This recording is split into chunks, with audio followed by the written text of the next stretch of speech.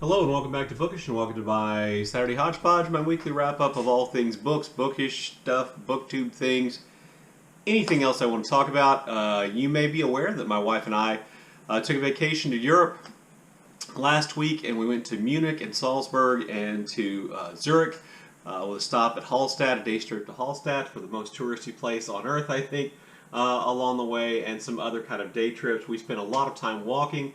I went to Oktoberfest. We spent a lot of time riding trains, which was kind of fun in and of itself. I think one of the things that, as an American, I appreciate most about travel to Europe is the ability to travel across borders by train on a relatively efficient train system in Europe, and that in and of itself was kind of a part of our trip. I'm hoping to put together another travel vlog of our trip and have that out in a couple of weeks. Kind of a busy time for me right now because I am working on some of the edits for my book, which is due to come out in the spring. So I have to get that work done and get everything ready and turned in by December the 1st. It's still a long way away, but you know, kind of busy months coming up ahead. So I'm hoping to get that out soon, but it's great to be back and be making booktube content. I thought I'd start off by just kind of doing a really quick wrap up on my reading for September. September was Shorty September, which probably explains why I read more books than I normally would, and like is true with most months, I got off to a really fast start, and then things slowed down for me considerably. I think the first book I read this month was Coraline by Neil Gaiman. My first completed Neil Gaiman book, kind of, I guess, a YA middle grade kind of horror scary story, and I liked it. I enjoyed it for what it was. You know, not the greatest work of literature ever, but I thought a really enjoyable story, and I can understand why Coraline is such a popular story. After that, I think I would mention that I listened to Luster by Raven Leilani as an audiobook. And I enjoyed that experience. There were things about the novel where I felt like my old manness kind of prevented me from enjoying it, that I kept feeling like, wow, you're making a colossal mistake, and that kind of parenting vibe that I can't sometimes turn off kicked in, and I thought, that the main character too often made mistakes, but really kind of interesting, and I thought rich, very visual, very descriptive book, and I really enjoyed that. I also read Cargo by Jessica Al. This is my second Jessica Al novel. I read this as a part of Prya September, which is hosted by Scott over Gunpowder Fiction and Plot. Jessica Al is also the author of Cold Enough for Snow, which I read last year and I really liked. This one was a little bit less, enjoyable for me, in part because it dealt a lot kind of with teenage angst and problems and things like that. And as a former high school teacher, that's not always something that I embrace right away. In addition to that, I read Riamble by Prya Hein, which is set in Mauritius, and just, I thought, a really raw and at the same time beautifully written book about poverty, the conditions of poverty among descendants of enslaved people in Mauritius, the kind of class system, violence against women, problems facing women. I really thought it was really well done, and the kind of constant of going to the ocean and going to the sea as a kind of place for a reset or as kind of a place of healing, I thought was a really kind of brilliant theme throughout the book. I really enjoyed that. I read two books that are associated with the Booker Prize that were on the long list. The first of those was Pearl by Sian, Hughes, which I really liked. It's a bit, I know a lot of people have found kind of problems with it and some issues with the writing and things like that, but I thought the story itself was really effective and emotionally powerful, essentially about the damage done to a young woman who loses her mother in kind of a mysterious way. And as we go along, that mystery is kind of cleared up, and there's almost like, it's not kind of like a twist, but in the end there's a revelation which kind of changes a lot of what you think about has been happening in the book all along. I also read Study for Obedience by Sarah Bernstein. This book has made it to the short list, the Booker short list, and I really, really liked it. I did a whole review of that book. I think I did a review of Pearl. I'll try to put links to those at the end of this video if I remember. I really, really liked it. Thought it was really interesting, really kind of involved, really made you question the perspective, what the narrator was telling you, how true that was. I thought, that book was really, really good, and I really, really enjoyed it. And I also read, and this is not necessarily a short book, I also read The Death of the Author in Triplicate by BookTube's own Marc Nash, and I just really, really enjoyed that book. Kind of layered like a Russian nesting doll, maybe, with ideas and themes and stories and connections. If you've ever read anything by Marc Nash, and I encourage you to, it's full of Marc's kind of characteristic facility with words and wordplay and puns and double meanings. And I just really liked it. It was just, I felt like it was the kind of book which I was almost perfect for me, in which we see a story told from first person, second person, third person, all kind of involving the same thing, in which, we are, reading a detective story written by an author who dies, and it just kind of, you just kind of have to read it, I think, to experience to really understand it. But I really, really enjoyed it.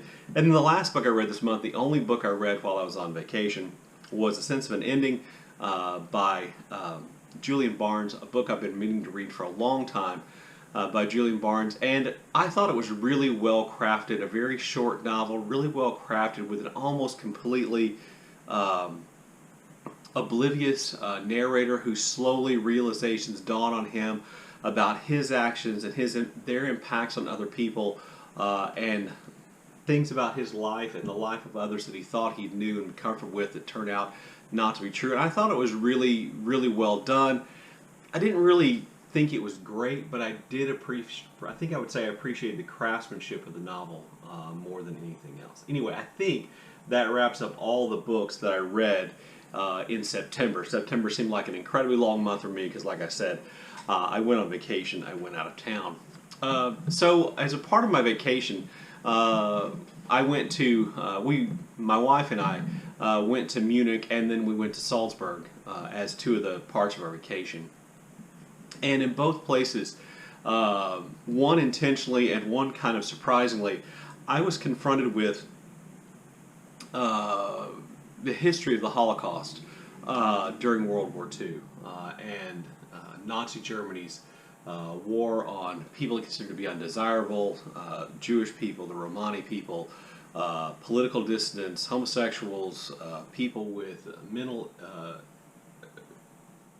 challenges, all those kind of things I was confronted with. One, intentionally, because one of the places we visited was Dachau. Now, of all the places I went, I took very few pictures at Dachau, and I tried, in part because it felt somewhat disrespectful to be taking a lot of video footage and pictures at Dachau.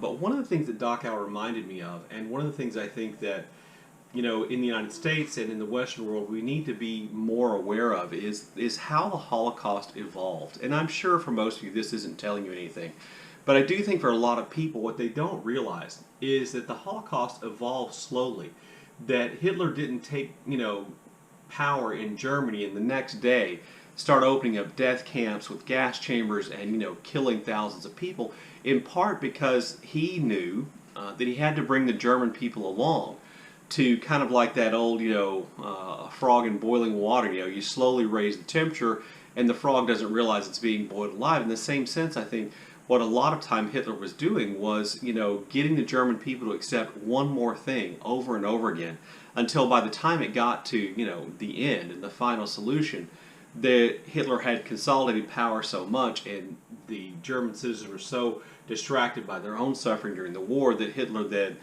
could institute this program to kill massive numbers of people. Dachau began as a labor camp, a work camp, a prison camp, which wasn't necessarily devoted to even imprisoning Jewish people, but slowly that became true over time.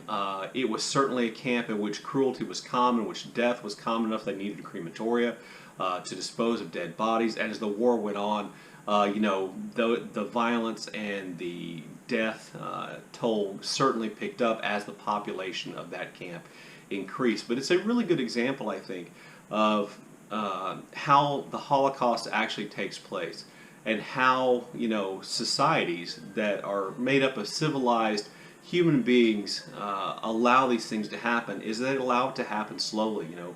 One of the most famous things I think at Dachau is the phrase on the gate that says "work makes free," or "work will make you free," which of course was a really cruel joke on the people who were there.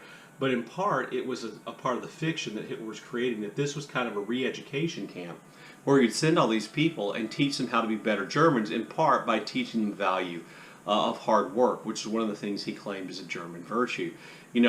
That phrase is mocking because those people were not going to get out of there, but it was meant to kind of, in some ways, ease the German people into accepting the imprisonment of political dissidents and other groups that Hitler considered to be undesirable, and that slowly over time things evolved beyond that. Dachau was one of the first camps the Nazis created, and my wife and I went there, and it was a really powerful, confusing and odd experience, one which had me constantly questioning what I thought about the Holocaust and how I treated and how I should think about Holocaust memorials and those kind of things. I thought it was a really valuable experience. The impact, or the confrontation with the Holocaust that I wasn't expecting, had to do with what they call the stumbling stones that are placed in the sidewalks around Salzburg. Now, I don't believe Salzburg is the only city that has these, but essentially what happened was that someone came up with the idea of going back and researching all the Jewish and other undesirables who had been removed from cities like Salzburg during the Holocaust and had died in various camps, and putting a brass plaque, I'll try to put footage of it up here, with their name, the day that they were captured, and when they died, placing those in the sidewalk outside the places where they used to live. And I was in the part of Salzburg in which we were staying. These were not uncommon things to find or see, and I thought it was a really powerful kind of daily reminder. I know the stumbling stones have been somewhat controversial for some people. They think it's disrespectful because people step on the names of these people. They think that it gives opportunity for vandalism. It's not the best way to remember them, but I found them to be really powerful. And I stopped and read all the ones that we walked past, all the ones that I literally stumbled upon in that process. And I thought that was a really effective memorial, just as in a different way that I thought Dachau was. Anyway, having been on that trip, I wanted to kind of talk about that issue, and to be, to kind of bring up again the idea that we have to be vigilant not to allow ourselves to go down that slope, that direction which we allow the government, our politicians, to call for the persecutions of minority groups or political dissidents, because it can lead to the places that Nazi Germany took it and other places took it. And so I did want to make sure I talked about that.